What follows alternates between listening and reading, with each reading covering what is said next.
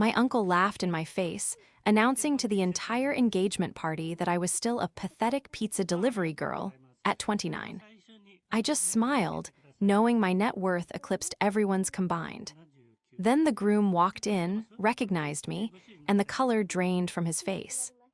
Before we continue today's story, we have an urgent announcement to make. Due to technical issues, we are pivoting towards another channel. Please subscribe to our new channel, Inherited Revenge. You can find the link in the video description, the pinned comment, and the collaboration tag on this video. Make sure to switch over now so you don't miss out. Thank you for your support. Now back to the story. The smell of pepperoni and stale cardboard still clung to my hair, a scent that had become my armor and my disguise. I checked my reflection in the darkened window of the venue's heavy oak doors.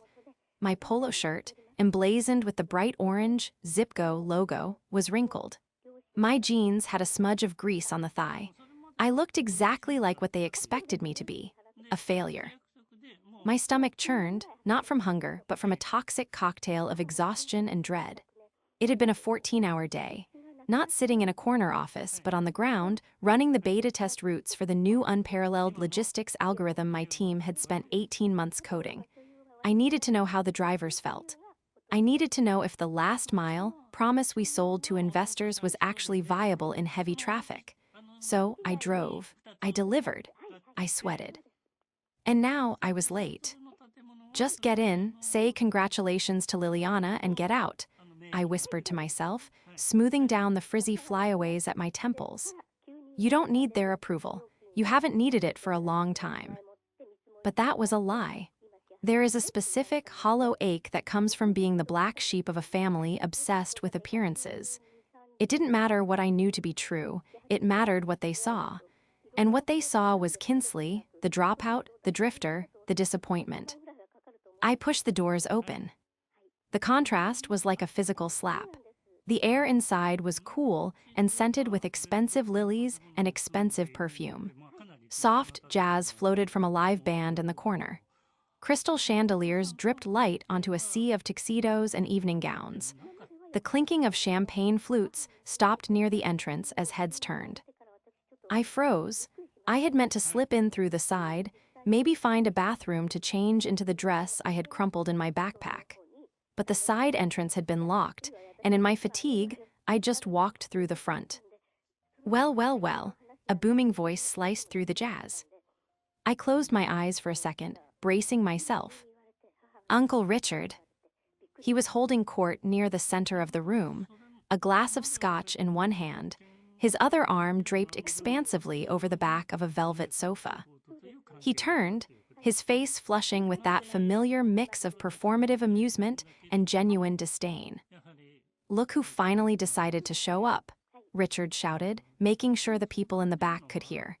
He gestured at me with his glass, sloshing amber liquid over the rim. And she's in uniform. Ladies and gentlemen, I think our dinner has arrived. A ripple of laughter moved through the room. It wasn't warm, it was sharp, jagged. I forced my chin up and stepped fully into the light. Hello, Uncle Richard. Happy engagement to Liliana. He didn't let it go. He never let it go. He walked toward me, his expensive Italian loafers clicking on the marble floor. He looked me up and down, sneering at the grease stain on my jeans. Kinsley, honestly, he said, lowering his voice to a stage whisper that was somehow louder than his shout. This is a black tie event for your cousin. Liliana is marrying into the Stratton family. Do you understand what that means? And you walk in here smelling like garlic and failure. I was working, Richard, I said quietly, keeping my voice steady. I didn't have time to change. Working, he scoffed, turning back to the crowd, grinning. She calls it working. Still delivering pizzas at 29, Kinsley? I told your father, God rest his soul, that letting you drop out of business school was a mistake. But no, you had a vision. Is this the vision? 30-minute delivery or it's free. My cousin Anthony, Richard's son, stepped up beside his father. He was wearing a suit that cost more than my first car, swirling a martini. Come on, Dad, Anthony smirked, looking at me with pity. Someone has to serve the food. Maybe Kinsley can help the catering staff. They seem a bit overwhelmed. The humiliation burned hot in my chest, radiating up my neck. It wasn't just the words, it was the history behind them. It was 10 years of being told I wasn't enough. It was the way they looked at me, like I was a stain on their perfect pedigree. "I'm just here to wish Liliana well," I said, my voice tight. "I'll stay in the back." "You do that," Richard said, his smile vanishing, replaced by a cold, hard stare. "Stay in the back, stay out of the photos. Roman, Liliana's fiancé, is a very important man. He works in venture capital. He deals with winners, Kinsley. He doesn't need to see this." He flicked his hand at my Zipgo shirt. "Try not to embarrass us more than you already have." He turned his back on me, dismissing me like a servant. The circle of relatives closed around him again, their laughter resuming, lighter now, relieved that the awkwardness was contained. I stood there for a moment, gripping the strap of my backpack until my knuckles turned white. I could feel the weight of the phone in my pocket. If I pulled it out, I could show them. I could show them the bank balance. I could show them the Forbes article that was scheduled to drop next week with my face on the cover. The betrayal was worse than the insults. It was the absolute certainty that they enjoyed seeing me fall. I retreated to the shadows of the ballroom, finding a spot near a decorative pillar wrapped in ivy. From here, I was invisible, just another piece of the background, like the servers gliding by with trays of escargot. My heart was still hammering against my ribs, a frantic rhythm that refused to slow down. It wasn't fear. I dealt with hostile board members and aggressive takeover attempts for breakfast. It was the regression. Being back in this room with these people stripped away the CEO, the innovator, the woman who had built an empire from a basement apartment. It turned me back into Kinsley, the orphan niece, the charity case. I watched Liliana across the room. She looked stunning, I had to admit. Her dress was a custom silk creation, shimmering under the lights. She was laughing, her head thrown back, holding court with a group of bridesmaids who all looked like carbon copies of her. "I can't believe she actually wore that," I heard a voice drift over. It was Anthony again. He hadn't seen me in the shadows. He was talking to a stunning woman in a red dress, one of Liliana's friends. "Who?" the woman asked, sipping her wine. "My cousin, the pizza girl," Anthony chuckled, shaking his head. "It's tragic, really. Dad offered to get her a job at his firm in the mailroom years ago just to get her off the streets. She refused, said she wanted to build something of her own. Can you imagine the arrogance? And now look at her, delivering fast food while Liliana is marrying a Stratton." "That's so sad," the woman cooed, though she sounded bored. "Is she, slow?" "Just stubborn," Anthony said, taking a bite of a canapé. "And jealous. That's why she came looking like that. She wants to ruin Liliana's night. It's a cry for attention." I bit the inside of my cheek so hard I tasted copper. Jealous. I reached into my pocket and pulled out my phone. The screen lit up, a beacon of my reality in this fog of their delusions. I opened the Zipgo admin app. Active drivers, 14,502. Daily revenue, $2.4 million. Pending acquisition offers, 3. I stared at the numbers. They were clean. They were undeniable. They were the result of 5 years of not sleeping, of eating instant noodles, of coding until my eyes bled, of driving routes myself to understand the user experience. "They have no idea," I whispered. "No idea about what?" I jumped. Liliana was standing there. She had broken away from her admirers and had spotted me lurking. Her smile was tight, her eyes scanning my outfit with undisguised disgust. "Liliana," I said, sliding the phone back into my pocket.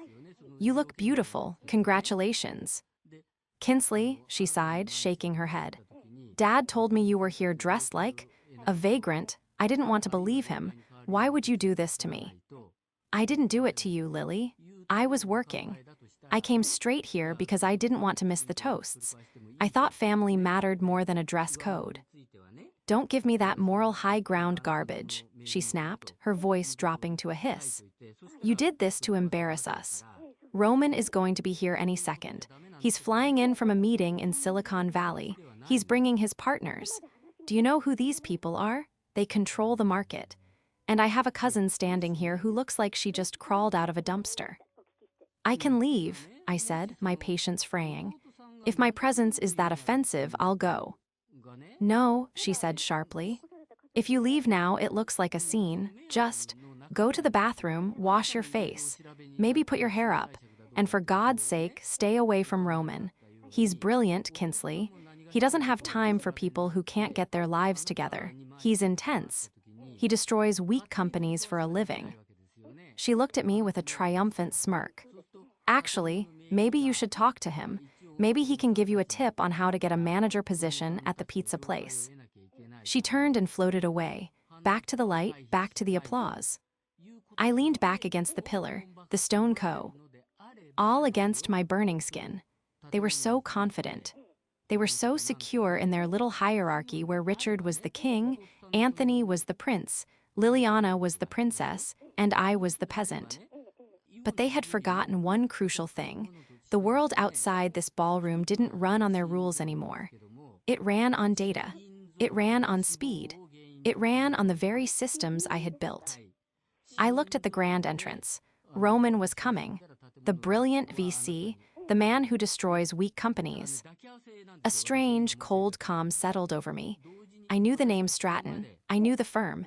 In fact, I knew them very well. They see a driver, I thought, watching Richard laugh at another joke at my expense. But they don't realize I own the road. To understand why I stood there and took it, you have to understand the debt. Not a financial one. God knows I didn't owe them a cent, but an emotional one I had foolishly assigned to myself. My parents died when I was 19. A car accident. Instant, brutal, and final. I was a sophomore in college studying business. I was left with a house I couldn't afford, a mountain of grief, and a younger brother, Leo, who needed stability. I went to Uncle Richard. He was my father's older brother. He was the successful one, the real estate mogul of the county. I sat in his mahogany-paneled office, clutching a folder of my parents' funeral expenses and my tuition bills, and I asked for help. Not a handout. A loan. I remember the way he looked at me then. It was the same look he gave me tonight. Kinsley, he had said, steepling his fingers. Your father was a dreamer. He never understood the value of hard currency. If I give you money, you'll just squander it. You need to learn resilience. You need to struggle. It builds character. He refused to give me a dime. He didn't even offer to pay for the flowers at the funeral. So I dropped out. I sold the house. I moved Leo and me into a studio apartment that smelled like mildew. I took a job dispatching for a local courier service during the day and driving for a food delivery app at night. That was where it started. Dispatching was chaos. Drivers were inefficient. Routes were overlapped. Food arrived cold. Packages arrived late. I saw the patterns. I saw the math in the mess. I started coding on a refurbished laptop I bought from a pawn shop. I built Zipgo not because I wanted to be rich, but because I needed to optimize my own time to make enough money to buy Leo braces. For 5 years, I was a ghost. I missed weddings. I missed Christmases. I missed Liliana's graduation. They thought I was flaking. They thought I was lazy. In reality, I was building the back-end infrastructure for what would become the largest logistics network in the hemisphere. I sacrificed my reputation in this family to build a future they couldn't touch. Ladies and gentlemen, Richard's voice boomed again, snapping me out of my memory. He was standing on the small stage now, tapping a microphone. If I could have your attention, the man of the hour has arrived. The double doors swung open again. The room went silent, a reverent hush falling over the crowd. Roman Stratton walked in. He looked exactly like his press photos, perhaps even sharper. Tall, broad-shouldered, wearing a tuxedo that fit him like a second skin. He had the kind of face that didn't smile easily, angular, intense, with eyes that scanned a room like a predator assessing a herd. Behind him trailed 3 other men in suits, his entourage, or perhaps his analysts. Liliana let out a squeal of delight and rushed toward him. Roman caught her hands, kissing her cheek, but I noticed his eyes didn't stay on her. They were still scanning, still assessing. He looked bored. He looked like a man who had been dragged to a tedious obligation when he would rather be closing a deal. Richard practically sprinted off the stage to greet him. "Roman, my boy, welcome, welcome." Richard pumped Roman's hand aggressively. "We were just talking about you. Everyone is dying to meet the genius behind Stratton Capital." Roman gave a polite, tight-lipped nod. "Good to see you, Richard. Traffic was a nightmare." Of course," Richard laughed nervously. "Well, you're here now. Come, let me introduce you to the family properly. You know Anthony." I watched from my pillar, fascinated. Roman was a shark. I recognized the body language. I had sat across boardroom tables from men exactly like him. They respected power. They respected leverage. And they despised desperation. Richard reeked of desperation. "And over there," Richard was saying, sweeping his arm around the room, "is Aunt Margaret and Cousin Joey. Oh, and don't mind the girl in the corner." Richard pointed directly at me. Roman's gaze followed Richard's finger.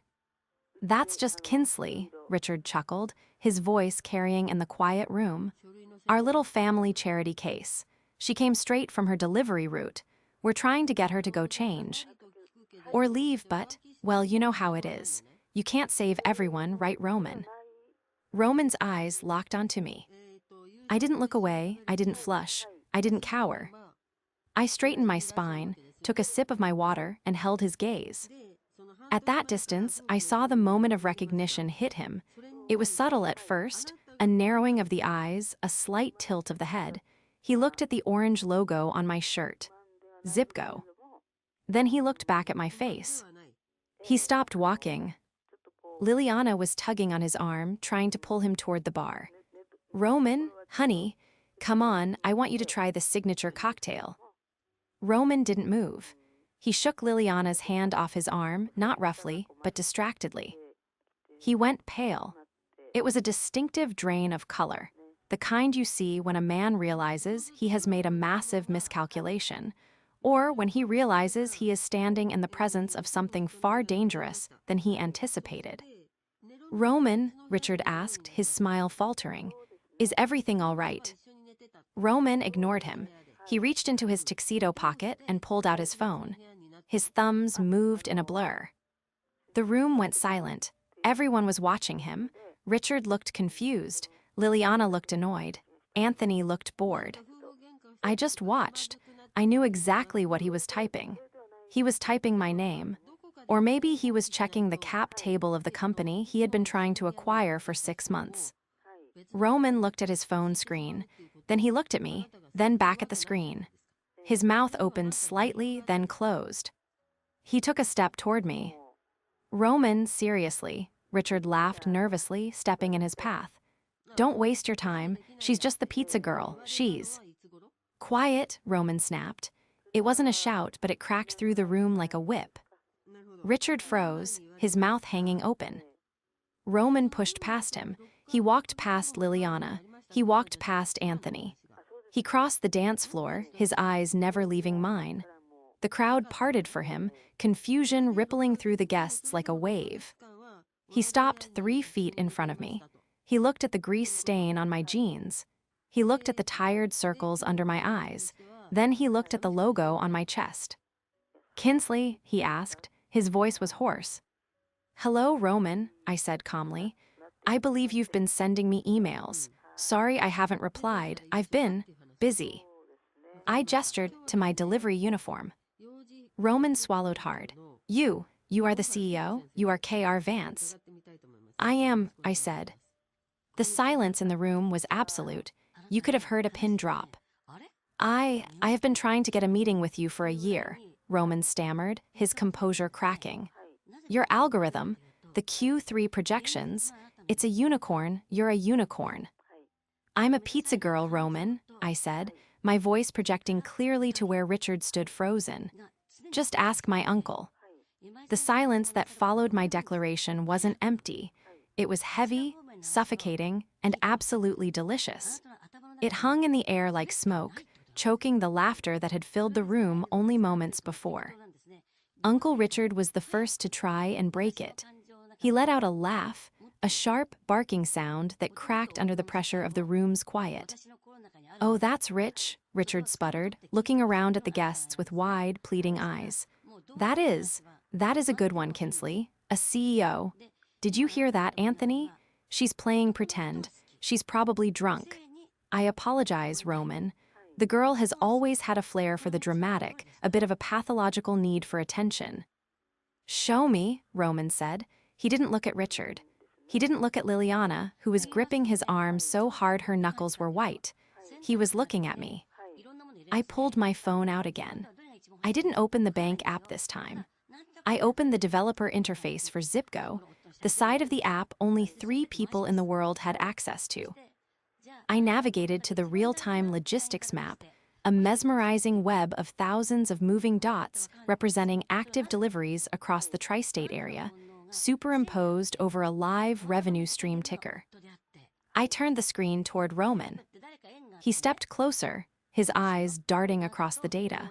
He recognized the interface. He recognized the proprietary heat mapping technology that his own analysts had been writing white papers about for months. He saw the live feed of the server load. "The latency," Roman murmured, almost to himself. "It's under 20 milliseconds. How did you achieve that stability with this volume?" "Distributed mesh networking," I answered, my voice steady, slipping effortlessly into the language I spoke best. "We don't route through a central hub anymore. Every driver's device acts as a node. The algorithm predicts the traffic patterns before they form. We're not reacting to the road, Roman. We're solving it." Roman looked up from the screen, his expression transforming from shock to a kind of professional reverence. It was the look of a man seeing fire for the first time. "You're KR Vance," he said, saying T. He named like it was a holy relic. Kinsley Rose Vance. I assumed KR was a man. I assumed he was a 50-year-old logistics veteran from FedEx or UPS. "Most people do," I said dryly. "It helps with negotiations. Men don't like to be disrupted by a girl in a pizza shirt." "This is insane," Richard shouted, physically stepping between us now, his face a mottled purple. "Roman, stop indulging her. It's a trick. She's probably hacked something. Kinsley, put that phone away before I have security throw you out for fraud." Roman turned to Richard slowly. The look on his face was terrifying. It wasn't the polite annoyance he had shown earlier. It was the cold, dead stare of a man who realized someone had been trying to sell him a counterfeit watch. "Richard," Roman said, his voice dangerously low, "do you know what the valuation of Zipgo was at the close of markets yesterday?" Richard blinked, his mouth opening and closing like a fish. The pizza app? I don't know, Roman. 50,000? Who cares?" 1.2 billion, Roman said. The gasp that went through the room was audible. Someone dropped a glass. The shatter was deafening. "Billion," Roman repeated, emphasizing the B. "With a B. And your niece owns 51% of the controlling stock." Richard looked at me. For the first time in my life, I didn't see contempt in his eyes. I saw fear, pure, unadulterated terror. It was the look of a man realizing the ant he had been stepping on was actually a sleeping lion. "I need to speak with you," Roman said to me, ignoring his future father-in-law completely. "Privately, there are implications, structural things regarding the merger I've been discussing with Richard." I raised an eyebrow. "Merger?" "We can use the library," Roman said, gesturing toward the heavy double doors at the far end of the ballroom. "Roman, wait," Liliana cried out, her voice shrill. "We haven't even cut the cake. You can't just walk off with her." 5 minutes, Lily," Roman said, not looking back. He ushered me toward the doors. As we walked, the crowd parted for me. People who had sneered at my grease-stained jeans 10 minutes ago now looked at me with hungry, calculating eyes. I saw a woman nudge her husband and point. I saw Anthony staring into his empty martini glass, looking like he might be sick. We entered the library, and the heavy doors clicked shut, muting the jazz and the murmurs. The room was lined with books Richard had never read. Roman turned to me, his demeanor shifting instantly from social to business. "You have to understand, Kinsley, I didn't know. If I had known you were family." "If you had known, what?" I asked, leaning against a mahogany desk. "You would have treated me with basic human decency, or you would have just tried to buy my company sooner." "Both," he admitted, surprisingly honest. "But that's not the point. The point is Richard." "What about him?" Roman sighed, running a hand through his hair. "He's been pitching me for 6 months. He wants Stratton Capital to bail out his commercial real estate portfolio. He's underwater, Kinsley. Deeply. He's leveraged everything. This house, his firm, Liliana's dowry." I felt a cold spike in my chest. "He's broke." "He's worse than broke. He's insolvent. He's been keeping up appearances on credit and loans from questionable sources. He sold me on the idea that the Vance family had hidden assets he could leverage to secure the loan. He implied he had silent partners."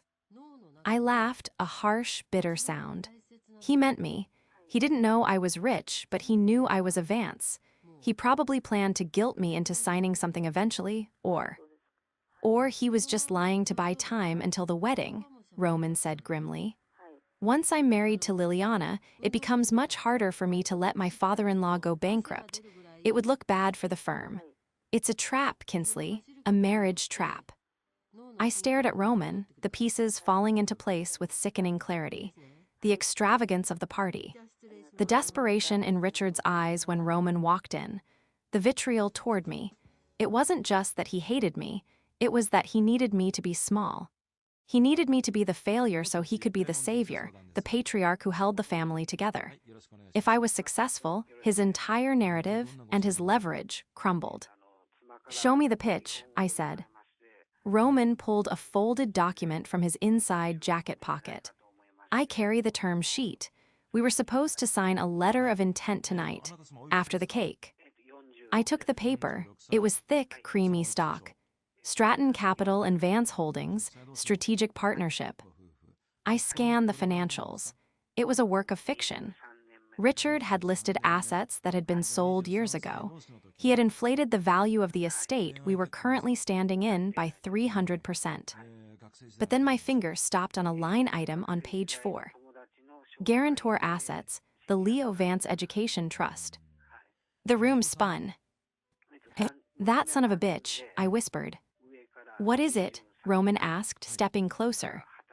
"Leo," I said, my voice trembling with a rage I hadn't felt since the funeral. "My brother. When my parents died, there was a small life insurance policy. It wasn't much, maybe $50,000.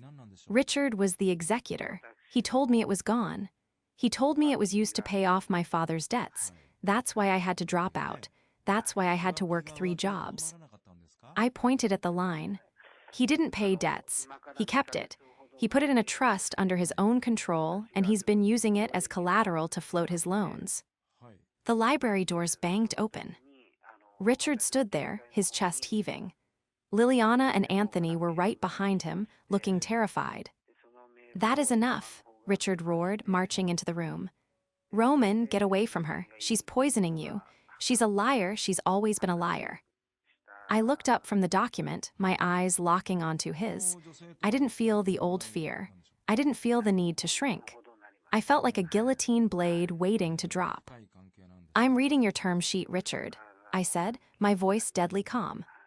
Richard froze. His eyes darted to the paper in my hand, then to Roman. That is confidential business information. Give it to me." "You listed the Leo Vance Trust as collateral," I said, taking a step toward him. "You told me that money didn't exist." It doesn't," Richard stammered, sweat beading on his forehead.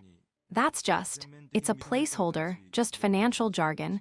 You wouldn't understand, you deliver pizzas." "I understand that listing a non-existent asset to secure a loan from a federally regulated financial institution is bank fraud," I said. "And I understand that if the asset does exist, and you hid it from the beneficiaries for 10 years while we starved, that's embezzlement." "You ungrateful little brat." Richard lunged forward, his hand raised as if to strike me. Roman moved faster than I expected. He stepped in front of me, catching Richard's wrist in midair. It wasn't a violent grab, but it was firm, immovable. "Don't," Roman said softly. "Do not touch her." Richard yanked his arm back, panting. He looked at Liliana, desperate for an ally. "Lily, tell him your cousin is crazy. She's ruining your night. She's jealous of you." Liliana looked at her father, then at me. Her lip quivered. "Daddy, what is she talking about? What trust?" "Nothing," Richard screamed. "She's making it up, look at her. She's in a dirty shirt, she's filth."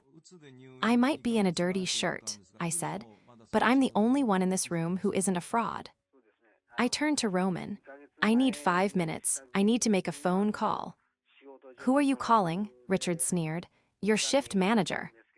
"My legal team," I said, "and the forensic accountants who handle my acquisitions. If that money is there, Richard, or if it was there and you spent it, I will find every cent, and I will bury you." I walked out of the library, leaving the three of them in a suffocating silence. I went straight to the terrace. The night air was cool, biting against my heated skin. My hands were shaking as I dialed. "Kinsley," the voice on the other end was Marcus, my COO and oldest friend. "It's 10 p.m. on a Saturday. Did the server farm catch fire?" "I need you to run a search," I said, my voice tight. "Richard Vance, Vance Realty Group, and I need you to pull the probate records for my parents' estate from 2016. Look for a trust specifically named Leo Vance Education Fund." "Okay." Marcus's tone shifted instantly from playful to sharp. I could hear the clicking of his mechanical keyboard. "This sounds personal." "It is, and Marcus, look for cross-collateralization. See if he's pledged assets he doesn't own." "Give me 10 minutes. I'll wake up the legal eagles." I hung up and leaned against the stone balustrade, looking out over the manicured gardens. The party inside was still going, but the energy had shifted. I could see guests whispering, glancing toward the library doors. A shadow fell over me. I turned to see Liliana. She had come out alone. She looked smaller than she had earlier. Her perfect hair was slightly mussed, and her eyes were red. "Is it true?" she asked. Her voice was barely a whisper. "Which part?" I asked tiredly. "That you're rich, that you built that company." "Yes." "And the money for Leo." I looked at my cousin. We had been close once, when we were kids, before high school, before Richard told her I was bad influence, and she started believing him. "I don't know yet, Lily, but I know Richard. I know he let me sell my mother's jewelry to buy groceries while he sat in this house. I know he watched me work myself to the bone and laughed about it." Liliana gripped the railing. "He told me he paid for your apartment for a year. He told me you just wasted the money on parties. He said that's why he had to cut you off." "I have never taken a cent FR." Him," I said. "I lived in a basement, Lily. I ate ramen. I didn't party. I worked." Her face crumpled. "He's broke, isn't he? That's why he's pushing this wedding so hard. That's why he made me invite Roman's partners." "He's using you as a lifeline," I said gently. "He's selling you to save himself." She started to cry, silent, shaking sobs. It was the first honest emotion I had seen from her in a decade. My phone buzzed. It was an email from Marcus. Subject, "Found it." I opened the attachment. It was a PDF of a trust ledger. Beneficiary, Leo Vance. Trustee, Richard Vance. Original balance, 2016, $55,000. Current balance, $0. And below that, a series of withdrawals. Transfer to Vance Realty operating account. Transfer to Mercedes-Benz Financial. Transfer to Club Corp membership dues. He hadn't just stolen it. He had spent my brother's future on country club fees and a car lease. But there was more. A second attachment. A loan application filed 3 days ago with a local bank. Collateral pledged. 15% equity stake in Zipco Technologies, claimed via verbal partnership agreement. I stared at the screen. He had tried to pledge my company. He had actually walked into a bank and claimed he owned a piece of Zipco because he was my uncle. It was delusional. It was criminal. He stole it, I said to Liliana, showing her the screen. He stole Leo's money to pay for his car, and he tried to pledge my company, a company he mocked an hour ago, to get another loan. Liliana stared at the glowing screen. She saw the withdrawal for the car she knew he drove. She saw the dates. He bought that car for my 16th birthday, she whispered, horror dawning on her face. He used your brother's money to buy me a car. Liliana, I said, putting a hand on her shoulder. You have a choice. You can go back in there and pretend this didn't happen. You can marry Roman and let Richard use you to cover his tracks, or you can help me end it. She looked up at me. The tears were gone. Her eyes were hard. She looked like a Stratton now, not a Vance. He lied to me, she said. He told me I was the princess, but I was just the asset. She straightened her dress. She wiped her face. Do you have the proof? She asked. I have everything, I said, holding up the phone. Then let's go, Liliana said. I think it's time for the toasts. We walked back inside together. The room went quiet as we entered. Richard was standing by the bar, looking sweaty and frantic, whispering to Anthony. Roman was standing apart, watching the door. When he saw Liliana walking next to me, the pizza girl and the princess, side by side, Roman's expression softened. He saw the alignment. Richard saw it too. He paled. I walked straight to the center of the room. I didn't need a microphone. The silence was loud enough. Uncle Richard, I said, I think we need to talk about the Leo Vance Trust. Richard laughed, a high-pitched, manic sound. Kinsley, please, not now, we're cutting the cake. No, Liliana said, her voice cut through his like a knife. She stepped forward, standing shoulder to shoulder with me. We're not cutting the cake, Dad, we're cutting the bullshit. The ballroom, once a sea of polite chatter and clinking crystal, had transformed into an arena. The air was thick with that specific, electric tension that precedes a public execution. I stood in the center of the parquet floor, Liliana at my shoulder, facing down the man who had loomed over my life like a dark storm cloud for a decade. Liliana, don't be ridiculous, Richard said, his voice straining for a jovial tone but cracking into a desperate falsetto. He looked at the guests, his friends, his creditors, his social ladder. My daughter is, she's emotional, it's the wedding jitters. And Kinsley? Well, Kinsley has clearly had a psychotic break. Too much pepperoni fumes, perhaps. A few people chuckled nervously, but most remained silent. They were looking at Liliana. They were looking at the tears that had ruined her makeup and the cold, hard set of her jaw. It wasn't pepperoni fumes, Richard, I said, my voice projecting clearly without a shout. It was forensic accounting. I walked over to the DJ booth. The young man manning the laptop looked terrified, his eyes darting between me and Richard. Give me the auxiliary cord, I said calmly. Don't you dare, Richard screamed, abandoning his calm facade. He started to rush toward me, stumbling over a train of a guest's gown. Security, get her out of here, she's trespassing. Anthony lunged forward to stop me, but Roman stepped into his path. Roman didn't raise a hand, he just stood there, a wall of tailored wool and absolute authority. Anthony bounced off him like a tennis ball hitting a brick wall. Let her speak, Roman said. His voice was quiet, but it carried the weight of a judge's gavel. If it's nonsense, Richard, you have nothing to fear. If it's the truth, I want to see it. I took the cord and plugged it into my phone. The giant projection screen behind the stage, which had been displaying a slideshow of Liliana and Roman's cutest moments, flickered. The image of them on a ski trip vanished. In its place, a spreadsheet appeared. It was magnified, crisp, and undeniable. What is this? A woman in the front row whispered loudly. This, I said, turning to the crowd, is the ledger for the Leo Vance Education Trust. It was established by my father's life insurance policy to ensure my younger brother could go to college. It contained $55,000 in 2016. I swiped my screen. The projection changed. And this, I continued, pointing to the highlighted rows that were now 10 feet tall behind me, is the transaction history. June 12, 2016. Withdrawal, $42,000. Destination, Mercedes-Benz of Greenwich. The room gasped. It was a collective intake of breath that sucked the oxygen out of the space. I looked at Liliana. She was staring at the screen, her hand covering her mouth. June 12th, Liliana whispered, her voice trembling. That was my 16th birthday. I nodded slowly. Happy birthday, Liliana. Your car wasn't a gift from your father's hard work. It was stolen from an orphan.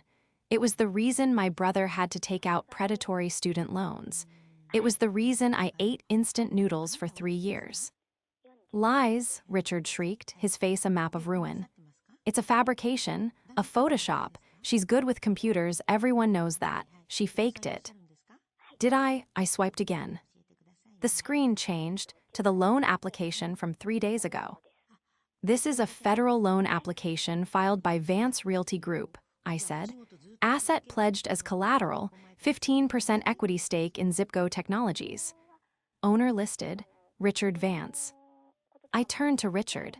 He was shaking now, physically vibrating with terror. You told the bank you owned part of my company, I said, stepping closer to him. You told them we had a verbal partnership. You tried to leverage a billion-dollar company that you have spent 5 years mocking. I looked at the crowd. Let me be clear, I announced. Richard Vance does not own a single share of Zipgo. He is not a board member. He is not an advisor.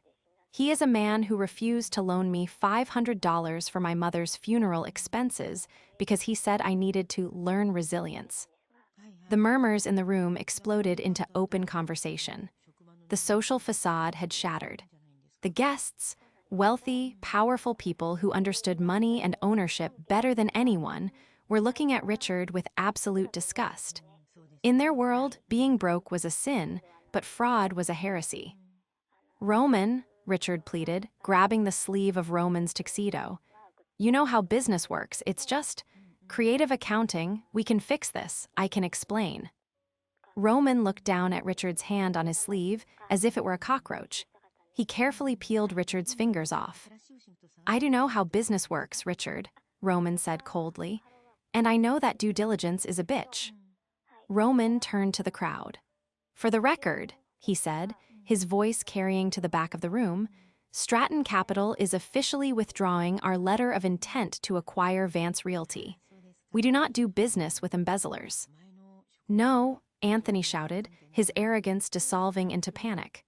You can't do that. The deal is practically signed. If you walk away, the banks will call the loans on Monday. We'll lose everything. Then you better start packing, I said. Richard looked around the room, searching for a friendly face, a lifeline, anyone who would stand by him. He looked at his golf buddies, his drinking companions, the people he had spent a lifetime trying to impress. They all looked away. They checked their phones. They examined their fingernails. They began to drift toward the exits. Liliana, Richard rasped, turning to his daughter. Lily, please, tell them I'm a good father. I did it for you. I bought the car for you. Liliana stepped forward. She wiped the tears from her cheeks. She looked at the man she had idolized, the man who had taught her that worth was determined by the label on your dress. Slowly, deliberately, she reached up to her neck. She unclasped the diamond necklace she was wearing, a family heirloom Richard had given her that morning. You didn't do it for me, she said, her voice shaking but clear. You did it so you could look like the big man. You did it so you could brag. She dropped the necklace into his hand. It landed with a heavy, final clatter. I don't want it, she said. I don't want the car. I don't want this party. And I don't want to be a Vance if this is what it means. She turned to Roman. I'm sorry, she said softly. You don't have to stay. I know this is a lot. Roman looked at her, really looked at her, for the first time all night. He saw the strength beneath the polish. I'm not going anywhere, Roman said. He took her hand, but I think we should leave this party. The catering is terrible anyway. He looked at me. Kinsley, do you need a ride, or is your driver waiting? I smiled. It was the first genuine smile I had smiled in that building in 10 years. I drove myself, I said, and I have one more delivery to make. I walked up to Richard, who was standing alone in the center of the dance floor, clutching the necklace, surrounded by the ruins of his reputation. I reached into my backpack and pulled out a single, small item. It was a receipt. The receipt for the funeral home from 10 years ago, the one I had paid off dollar by dollar over 3 years. I tucked it into the breast pocket of his tuxedo. Paid in full, I whispered. I turned and walked out. The silence followed me all the way to the door, but this time, it wasn't the silence of judgment. It was the silence of respect. The fall of the House of Vance was not a slow decline. It was a collapse. By Monday morning, the news of the engagement party audit had circulated through the local financial blogs. By Wednesday, the bank had frozen Richard's assets pending a fraud investigation. By Friday, the foreclosure notices were posted on the gates of the estate. I didn't gloat, I didn't give interviews. I simply went back to work. Zipco was entering a critical phase. We were launching in 3 new countries, and the acquisition talks with a major tech giant were heating up. I spent my days in the war room, surrounded by whiteboards and my team, doing what I loved. But I made time for one meeting. 2 weeks after the party, I sat in a quiet coffee shop in the city, far away from the country club circuit. The bell above the door chimed, and Liliana walked in. She looked different. The designer clothes were replaced by jeans and a simple sweater. She wore less makeup. She looked tired, but she looked lighter. "Hey," she said, sliding into the booth opposite me. She placed a key on the table. "What's this?" I asked. "The key to the Mercedes," she said. "I sold it. I mean, technically the bank took it, but I signed over the title voluntarily. I didn't want to drive it another mile knowing where the money came from." "Lily, you didn't have to." "I did," she interrupted. "I moved out, Kinsley. I'm staying in a small apartment in the city. Roman offered to let me stay with him, but I need to figure out who I am without the money, without the name." She took a sip of her coffee, her hands wrapping around the warm mug. He's in bad shape," she said quietly. "Anthony is blaming everyone but himself, but Dad, he's just broken. He asks about you." "I bet he does," I said dryly. "Does he want a loan?" "No," Liliana smiled weakly. "He asks if you're really a billionaire. He still can't process it. It breaks his brain." I reached into my bag and pulled out a check. I slid it across the table to her. She looked at it. It was made out to the Leo Vance Education Trust. The amount was $55,000 plus 10 years of compound interest. "I don't understand," she said, looking up at me. "Why are you giving this to me?" "Leo finished college last year," I said. "He's a structural engineer now. He's doing fine. I paid for his school." "Then what is this?" "This is your restart," I said. "You were a victim of his financial abuse too, Lily. He raised you to be helpless so you'd always need him. This is the money he stole, returned to the universe. Use it, go to school, start a business, or just pay your rent while you figure it out, but do it on your own terms." Tears welled in her eyes again, but they didn't fall. She took a deep breath and nodded. "I'm going to nursing school," she said. "I applied yesterday. I want to do something real, something where I help people." "You'll be great at it," I said. "And Kinsley," she added, her voice stronger. "Thank you for blowing it all up. I think you saved me." I smiled. "Just don't ask me to deliver pizza to your dorm." 6 months later, I stood in the driveway of the Vance estate. The "for sale" sign had been removed. The grass was a little overgrown, and the windows were dark. It looked smaller than I remembered. Without the noise of the parties and the pretension of the people who lived there, it was just a house. A pile of bricks and mortar. A black sedan pulled up the long driveway.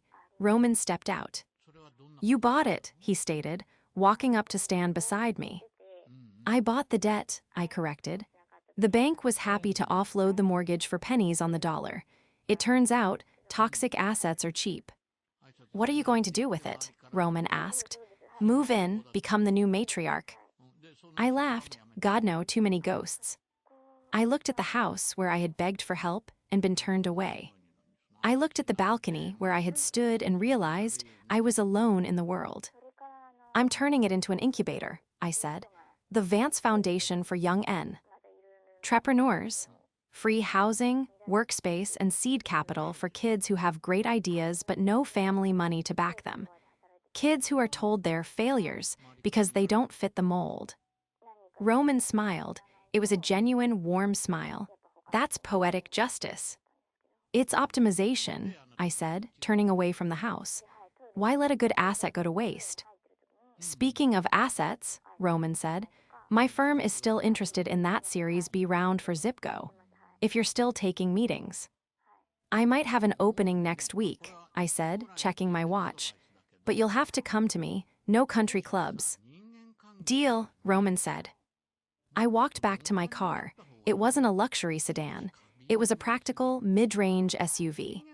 I got in, threw my bag in the passenger seat, and checked my phone. Active drivers, 25,400. Daily revenue, $3.1 million. I put the car in drive and pulled away from the mansion. I didn't look back in the rearview mirror. I didn't need to. The past was settled, the ledger was balanced, and the road ahead was wide open. I had a delivery to make, not of pizza, but of promise. And for the first time in my life, I wasn't running away from anything. I was just driving.